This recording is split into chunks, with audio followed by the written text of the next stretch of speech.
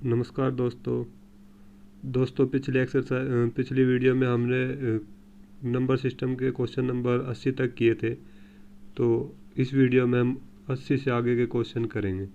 तो देखिए question number 81 है। दो संख्याओं का योग 12 तथा गुणनफल 35 है। इन संख्याओं के व्युत्क्रमों का योगफल क्या होगा? तो व्युत्क्रम का योगफल होता है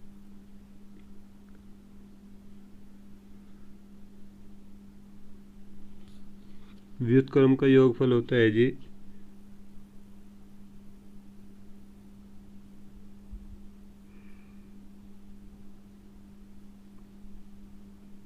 योग बटे गुण,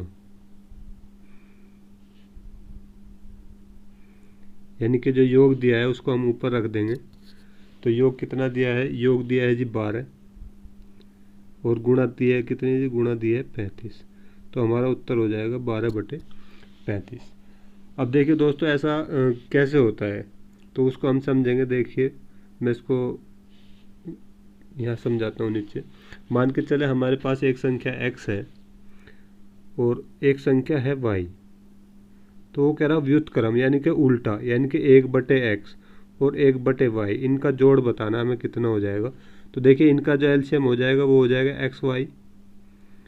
y के हम यहाँ पे गुणा करेंगे एक में तो ये y हो जाएगा और x की यहाँ पे गुणा करेंगे तो ये x हो जाएगा। तो ये हो जाएगा जी x + y बटे xy, यानी कि ऊपर तो हो जाएगा जी योग और नीचे हो जाएगी गुणा। तो यही हमने यहाँ पे बताया है, योग बटे गुण। ठीक है दोस्तों, नेक्स्ट क्वेश्चन देखिए क्वेश्चन नंबर 82। 52 का 3/4 99 के 2/3 से कितना कम है? यानी कि 52 का तो 3/4 तो का माने होती है गुणा। 52 गुणा 3/4, 52 को 4 से भाग करेंगे 13 चौका 52 और 13 × 3 39। तो 52 का 3/4 हो गया 39 और 99 का 2/3, 99 का 2/3। तो इसका 2/3 देखिए कितना हो जाए। 99 को 3 से भाग करेंगे हम, 33 × 99 और 33 दूनी 66। तो ये होगा जी 66। तो हम ये कह रहे हैं ये इससे कितना कम है। तो 66 - 39, 16 में से 9 गए 7 बच गए। ठीक है, यहाँ पे रह गए 5, 5 में से 3 गए 2 बच गए। तो कितना अधिक है जी? ये कितना कम है इससे? ये 27 कम है जी। ये इसका उत्तर होगा। ठीक है दोस्तों, नेक्स्ट क्वेश्चन देखिए 83 नंबर। किसी संख्या के 60% का 3/5 भाग 36 है। तो देखिए इसे हम डायरेक्ट भी कर सकते हैं, यानी कि इधर से उल्टा करते चलेंगे। ये 36 है गुणा ये 3/5 है तो उल्टा हो जाएगा 5/3 गुणा ये 60% है, 60% होता है 60/100 तो उल्टा हो जाएगा 100/60। उल्टा हो जाएगा जी 100/60। तो देखिए कितना हो जाएगा। इसको काट देते हैं, ये कट गया। ये 6 से ये कट गया जी, 6 × 36 और 3 से ये कट गया 2 बार। तो 2 × 5 = 10 और 10 की 10 की गुणा होगी जी कितनी? 10 की 10 की गुणा होगी 100। तो कितना उत्तर आ गया जी हमारा? 100। ठीक है, अब देखिए ऐसा क्या क्यों किया हमने, ये समझते हैं ऐसा हमने किया क्यों। देखिए हम मान के चलते हैं संख्या है x, वो कह रहा है इसका 60% यानी कि 60/100।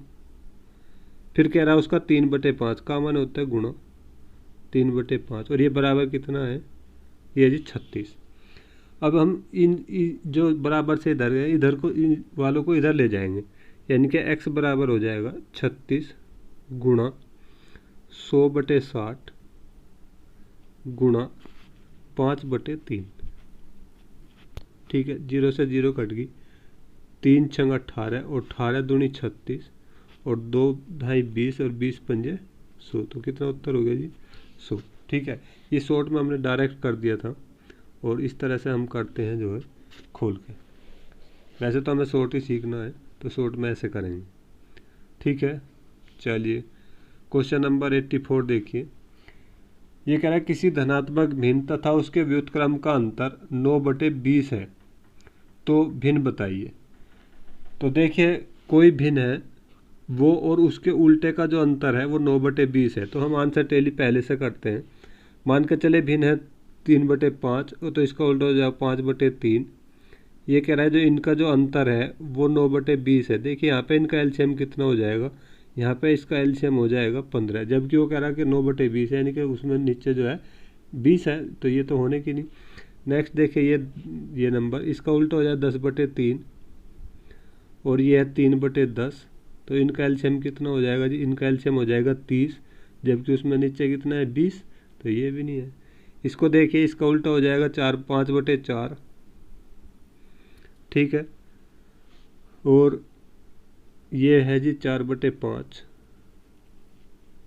तो इनका एलसीएम होगा जी 20 और 5×5 25 -4 चौक 16, 25 में से 16 गए 9/20, तो इससे 9/20 आ रहा है, तो ये हमारा हो जाएगा उत्तर। ठीक है, चलिए नेक्स्ट क्वेश्चन देखिए, क्वेश्चन नंबर 85। ये कह रहा है संख्याओं 1, 3, 5, 7 और इस तरह से 25 तक गुणा करने पर प्राप्त गुणनफल के दाईं ओर अंत में शून्यों की संख्या कितनी होगी। तो देखिए किस तरह से कह रहा है, ये कह रहा है इस तरह से 1 × 3 × 5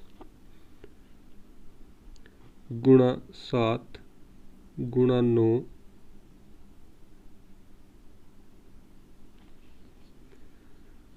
× 9 है जी, गुणा इस तरह से चलते रहे हम कहाँ तक, 25 तक। तो ये पूछ रहा है कि इसमें जब हम गुणा करेंगे तो इसमें कितने जीरो आएंगे। ठीक है, अब देखिए दोस्तों, जीरो कब आती है, जीरो आती है या तो हम जीरो की किसी संख्या में गुणा करें, जीरो की गुणा किसी संख्या में करें तब गुणा आती है, या फिर किसी सम संख्या की गुणा करें हम किस में, 5 में, तब जीरो आती है।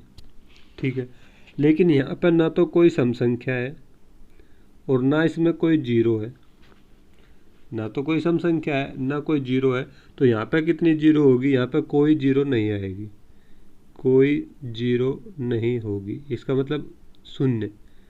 तो कोई कितना उत्तर हो जाएगा जी, उत्तर हो जाएगा 0, इसका उत्तर हो जाएगा जी 0। ठीक है, ये वाला। चलिए नेक्स्ट क्वेश्चन देखिए, नेक्स्ट क्वेश्चन है किसी संख्या को 7 से गुणा करने पर प्राप्त गुणनफल के सभी अंक 3 है, ऐसे सबसे छोटी संख्या बताओ। देखिए दोस्तों, इसका एक नियम है और वो नियम क्या है, इसको लिख लेना। ये नियम ये है, यदि कोई संख्या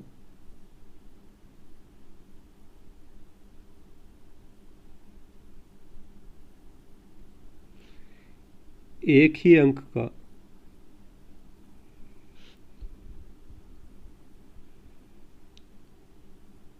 छह बार प्रयोग करके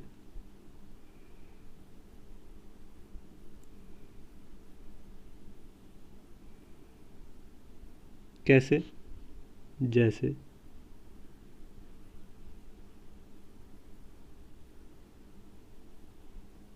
इस तरह से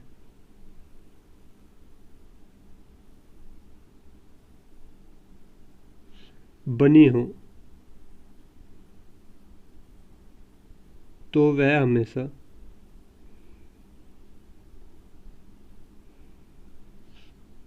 3, 7, 11, 13 व 37 से पूरी भाग होती है।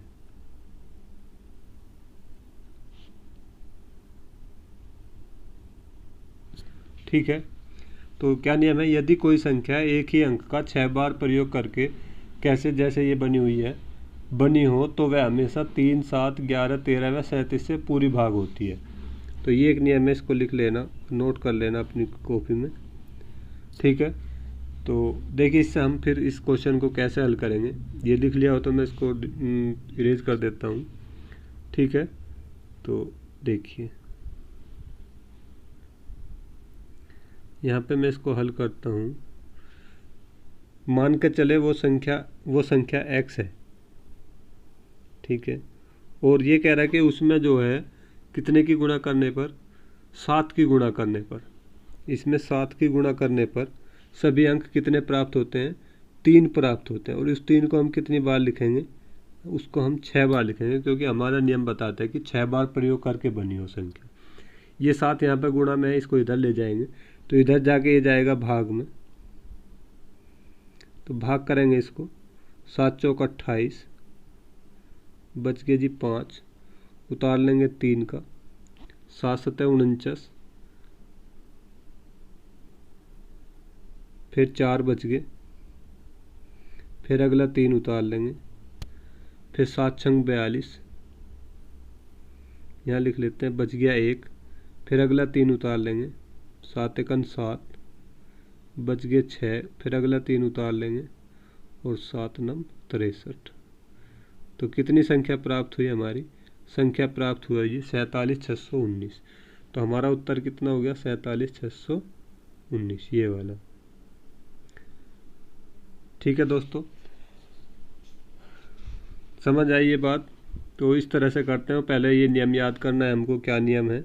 नियम ये है, यदि संख्या एक ही अंक का 6 बार प्रयोग करके बनी हो, जैसे ये संख्या बनी है, तो वह हमेशा 3, 7, 11, 13 और 37 से पूरी भाग होती है। ठीक है, चलिए नेक्स्ट क्वेश्चन देखिए। नेक्स्ट क्वेश्चन है जी, संख्याओं 22, 72 तथा 875 को एक 3 अंकों की संख्या n से भाग देने पर बराबर शेष फल बचता है। ये शेष है जी, शेष फल प्राप्त होता है। शेष फल जो है वो बराबर प्राप्त होता है, दोनों का शेषफल समान है। ठीक है, तो n के अंकों का योग बताओ कितना है? ये शेषफल है यहाँ पे। ठीक है जी, चलिए देखिए, इसका भी एक नियम है। और इसका क्या नियम है?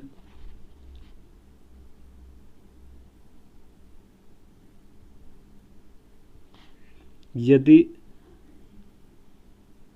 दो संख्याओं को किसी एक संख्या से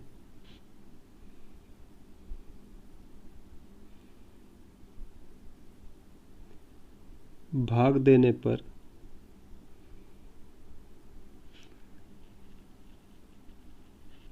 समान शेष बचता है,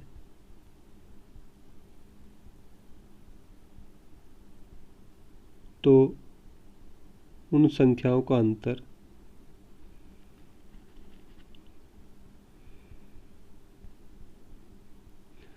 उस संख्या से पूरा भाग हो।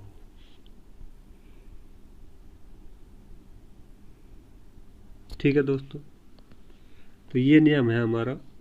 क्या नियम है? यदि दो संख्याओं को किसी एक संख्या से भाग देने पर समान शेष बचता है, तो उन संख्याओं का अंतर उस दी गई संख्या से पूरा भाग होगा। ठीक है, चलिए अब देखिए कैसा होगा। और ये नियम अगर लिख लिया हो तो मैं इसको इरेज कर देता हूँ। तो इसको हम इरेज कर देंगे।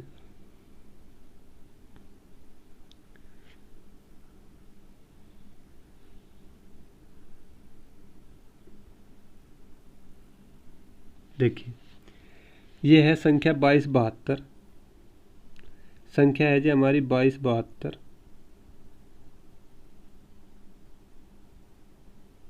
और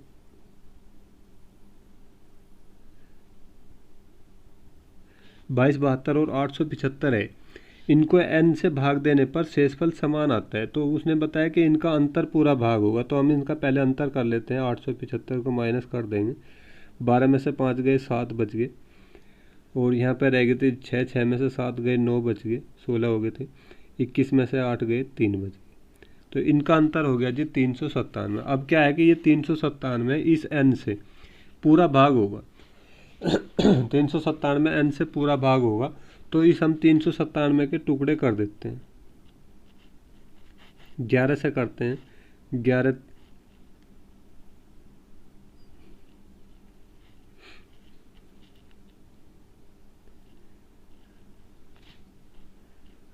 इसके टुकड़े कर देते हैं जी हम 9। कैसे करेंगे? 3 से तो कटता नहीं है।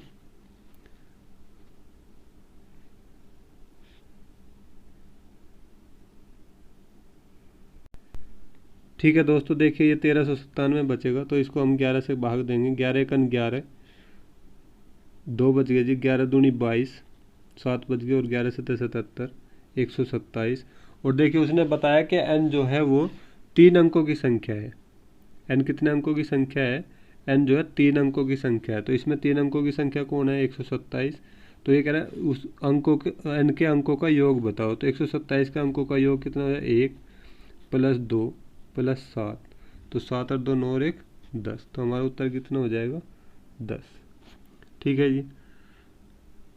ठीक है दोस्तों, चलिए नेक्स्ट क्वेश्चन देखिए। 2 क्रमागत समपूर्णांकों के वर्गों का अंतर निम्नलिखित में से किस संख्या से पूर्णतः विभक्त होगा? ये कह रहा है 2 क्रमागत समपूर्णांक। सबसे पहली बात तो क्रमागत क्या होता है? क्रमागत क्रम बनता है, देखो क्रमागत बनता है क्रम प्लस आगत, यानी कि क्रम से अगला। क्रमागत का मतलब है क्रम से अगला। तो ये कह रहा है 2 क्रमागत समपूर्णांक, यानी कि 2 क्रम से आने वाली सम संख्या। अब हम मान के चलते हैं एक संख्या 2 है जी, एक 4 है। अब हम 2 जोड़े मानेंगे, दूसरी 4 या 6 मान लेते हैं। ठीक है, के वर्गों का अंतर। अब इसका 4 का वर्ग होगा जी 16 और 2 का वर्ग होगा 4। 16 में से 4 चले गए, कितने बच गए? 12। यहाँ पर देखिए 6 का वर्ग होगा 36 और 4 का वर्ग हो गया 16। ठीक है, 6 का वर्ग 36 और 4 का वर्ग हो गया 16। 36 में से 16 चले गए, बच गए जी 20। अब हमारे पास 2 संख्या होगी 12 और 20। हमने देखनी है इनमें से ये 12 और 20 किससे कटेगी। तो 12 और 20 किससे कटती है? 4 से। तो किससे भाग होगी जी? 4 से। हमारा उत्तर हो जाएगा 4। ठीक है, 4 हमारा उत्तर हो जाएगा। ठीक है दोस्तों, चलिए नेक्स्ट क्वेश्चन देखिए। नेक्स्ट क्वेश्चन में कह रहा है 2 क्रमागत विषम पूर्णांकों के वर्गों का अंतर निम्नलिखित में से किस संख्या से पूर्णतः विभक्त होगा? 2 क्रमागत विषम पूर्णांकों। अब के विषम पूर्णांकों की बात कर रहा है, क्रमागत विषम। तो हम 2 तरह से मान लेते हैं, एक 3 मान लिया हमने, एक 5 मान लिया, एक 7 या 9 मान लेते हैं, या 5 या 7 भी मान लेंगे। ये तो हमें मानना है, कुछ भी मान लो, लेकिन होने चाहिए क्रम से क्रमागत। तो 5 का वर्ग होगा जी 25 और 3 का वर्ग हो गया 9। 25 में से 9 चले गए, बच गए कितने? 16।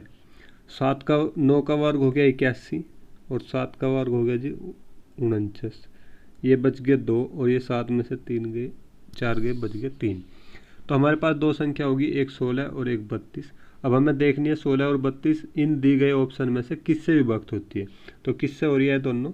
8 से। तो 8 हमारा उत्तर हो जाएगा। ठीक है, चलिए नेक्स्ट क्वेश्चन देखिए। नेक्स्ट क्वेश्चन है n एक प्राकृत संख्या है। n एक प्राकृत संख्या, इसका मतलब n जो बराबर है वो या 1 2 3 4 5, ये कुछ भी हो सकते हैं। ठीक है, तो 6n square, 6n square plus 6n, ये जो है निम्न में से किससे पूर्णतः विभक्त होगा? तो हम क्या करेंगे? हम करेंगे जी n की जगह पे 1 2 3 4 5 इनमें से कोई भी एक रख के देख देंगे। तो हम पहले एक रख के देख देते हैं। तो ये होगा 6 गुणा 1 गुणा 1 प्लस 6 गुणा 1। तो 6 गुना 6, ये 6 होगा जी, और ये 6 भी, ये भी 6 हो गया। तो 6 और 6 कितने हो गए जी? 12। अब हम देखेंगे ये जो 12 है ये दिए गए ऑप्शन में से किससे कट रहा है? ये कट रहा है जी 6 से कट रहा है और 12 से भी कट रहा है। तो 6 तथा 12 दोनों। तो हमारा उत्तर हो जाएगा 6 तथा 12 दोनों। ठीक है।